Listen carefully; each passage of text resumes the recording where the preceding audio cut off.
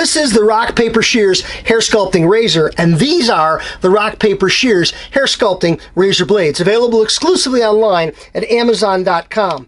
I'm going to go to the tray and I'm going to pick up a brand new blade.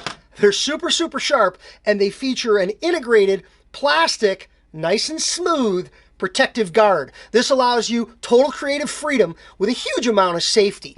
Anytime I pick up a razor for razor cutting and razor sculpting, I always like to use a wide tooth comb. I believe razor cutting and all of its movement and texture is all about the hair going where it wants to go, so I believe a fine tooth comb, like we have on the handle end here, is too fine for razor cutting. We stay here on the wider teeth. We hold hair in our fingers and we can do what's called tension side cutting. I'm holding hair in my fingers, between my fingers and the scalp. This is the tension side of the hair.